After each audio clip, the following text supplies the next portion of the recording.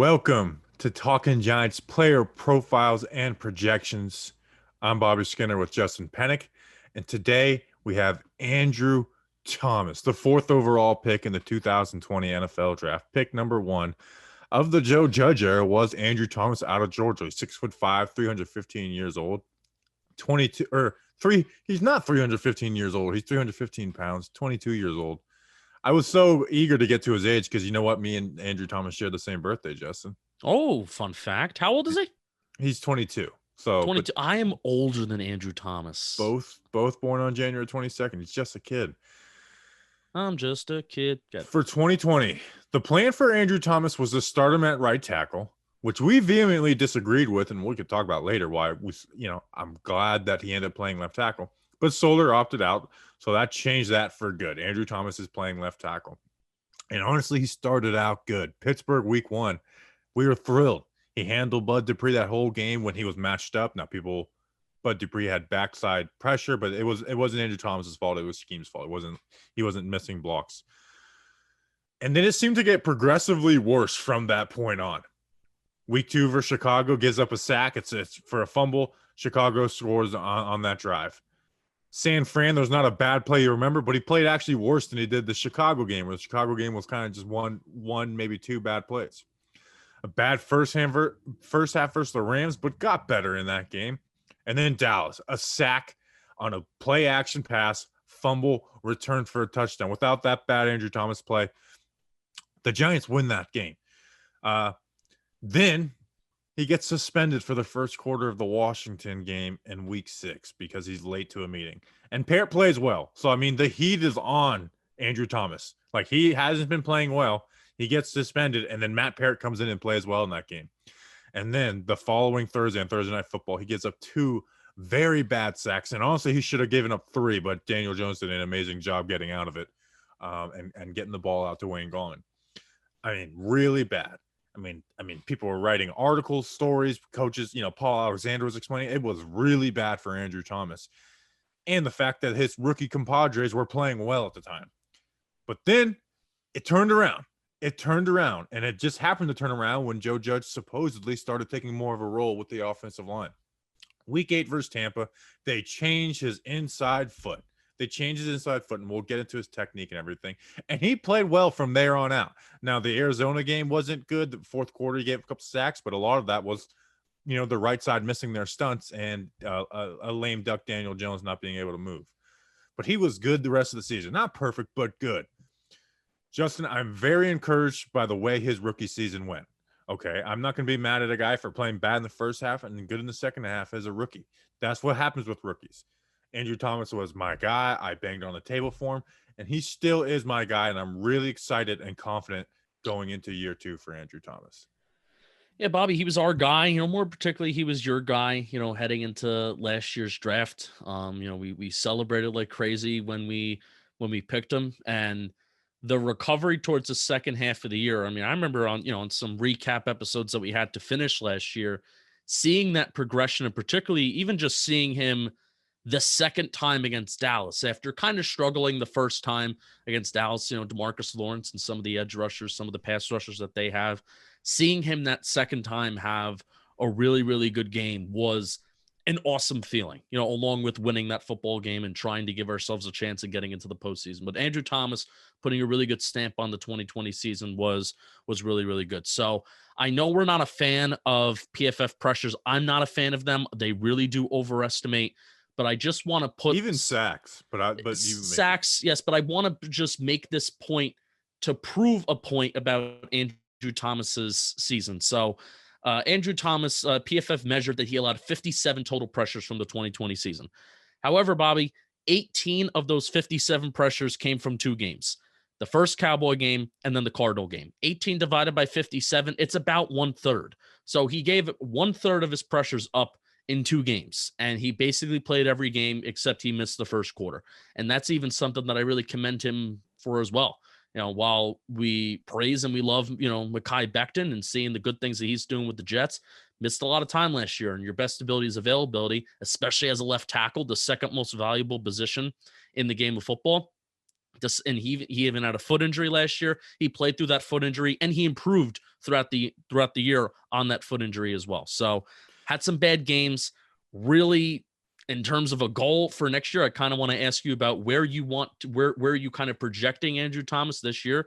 You know, PPPs, player profile projections. Where are you projecting Andrew Thomas to be this year? But really, at least for me, you have to avoid the disaster game. You have to. Yeah, that's the thing is we can't have now it's year 2. We can't have horrible games. There can be, a game where he's not, not at his best. Like he's not going to go this season without giving up 0 sacks. You know what I mean?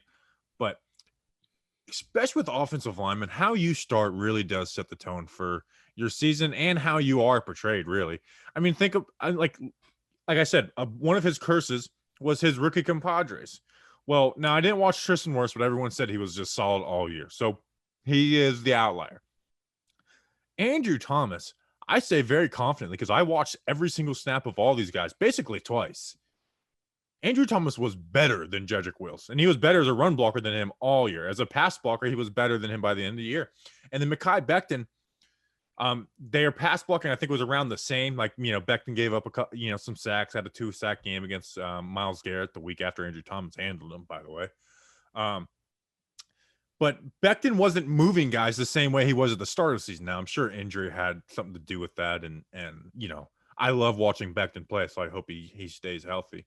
But and Pat Flaherty, who's now an offensive line analyst with the Giants, he made a video when they hired him. I went and found it, and he said the same things. He's like, Becton wasn't really moving guys like he was at the beginning of the year, at the end of the year, and he had some gimmicks in the past. So him and Thomas, by the end of the year, if you just looked at their last 8 games and erased that Andrew Thomas had a bad first 8 and Becton the first half of the season when he was healthy was awesome, you'd say they're right about the same.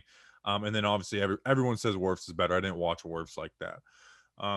So he got kind of screwed by that, whereas at the end of the year, Andrew Thomas was better, flat out better than Jedrick Wills.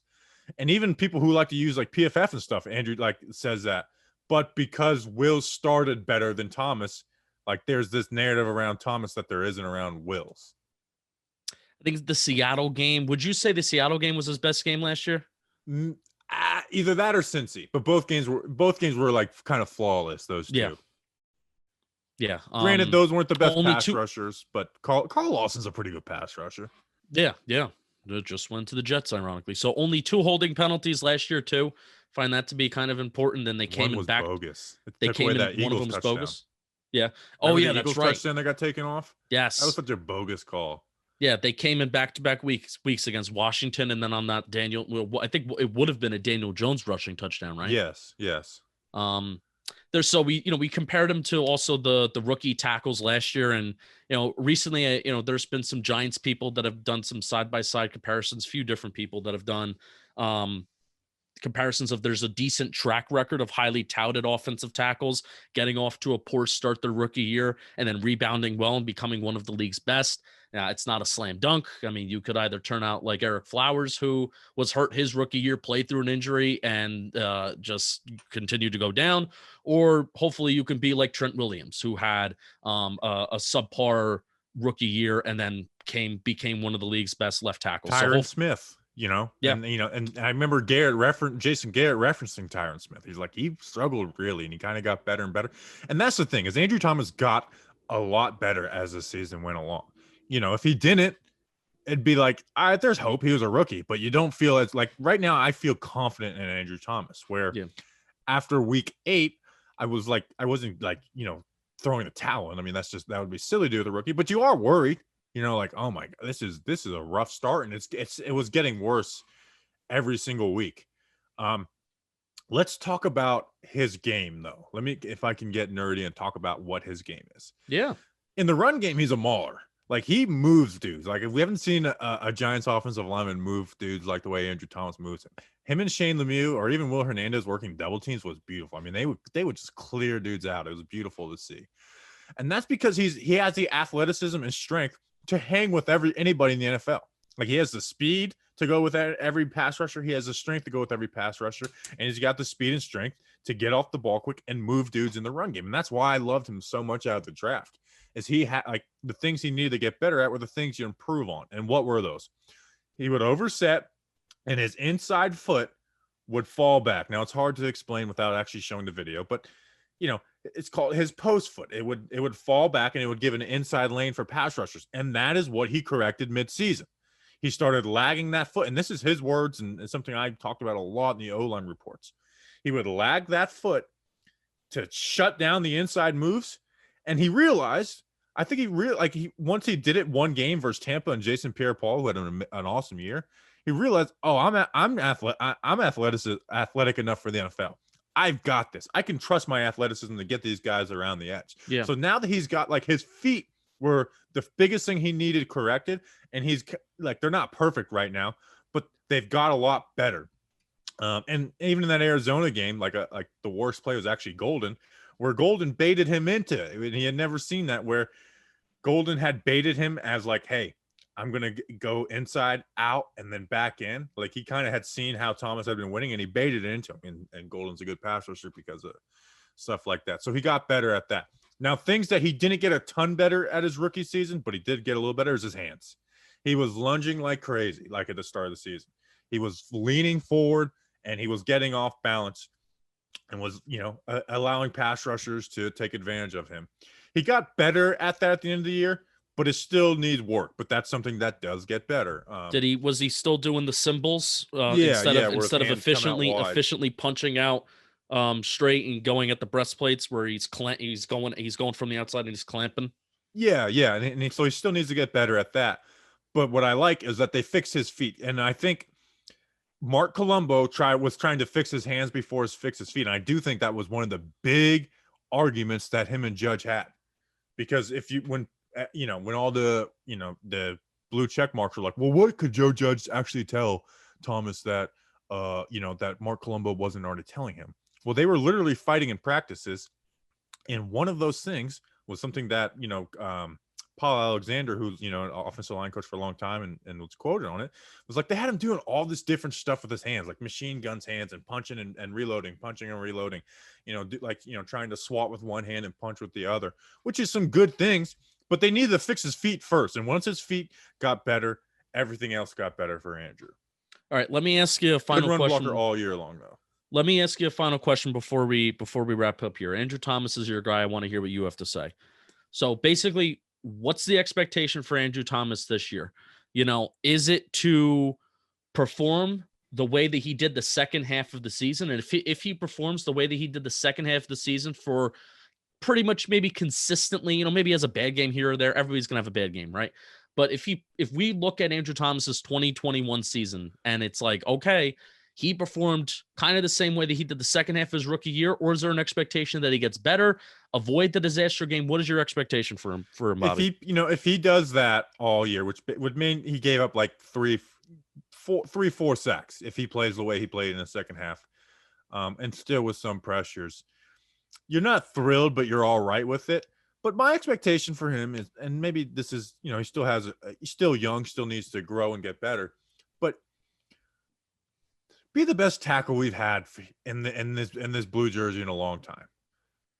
Like be that dude that you're capable of being, and have the national media be like, oh man, Thomas struggled, but he's right there with all these other young tackles, and he needs to be a good left tackle in the NFL. Like, he is, like, you feel great, like, man, we got our left tackle for the next 8 to 10 years right now. Like, if Daniel Jones works out, like, that should be like the hope by the end of the year. Like, those two guys are here to work with each other for the next 10 years. Yeah. I'm excited for him in the run game too. I know I don't want to go too long. I don't want to dig another rabbit hole, but just, my overall thoughts. I'm excited to see him in the run game.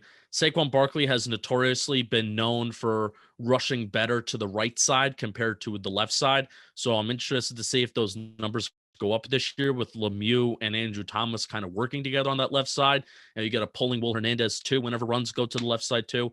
Kyle Rudolph coming in. So all of these kind of other pieces that the Giants have added, / there's going to be the continuity there, but at least on the left side of the offensive line, that should hopefully help Andrew Thomas, especially in how he communicates with Shane Lemieux, et cetera, et cetera. So excited for Andrew Thomas needs to be good, Bobby. You know, he was the number four pick in the NFL draft. You know, very Yeah, he high needs to be an draft awesome pick. tackle. He was the first. He was the first tackle taken off the board on a very stacked tackle class. So let's see it. Rooting for him. He's also a good dude too. I mean, you know, I love him. I hate to, you know, do the automatic comparison to Eric Flowers, but why you kind of believe in Andrew Thomas is definitely a lot more than a guy like Eric, you know, than a guy like Eric Flowers, because Andrew Thomas works hard. We've talked with his trainer last year. You know, Bobby, you know, maybe talk to him every once in a while. He's a humble, hardworking football player, where Eric Flowers was an arrogant, lazy asshole. There you go. Andrew Thomas. Let's bring up the ankle real quick, because I know people definitely better that he's not dealing with an ankle, but the ankle wasn't the reason for his struggles early in the year. I won't give him that, all of his issues were because of the ankle. Certainly didn't help, but it weren't because of that. All right. See you on the next one. Let's go Big Blue.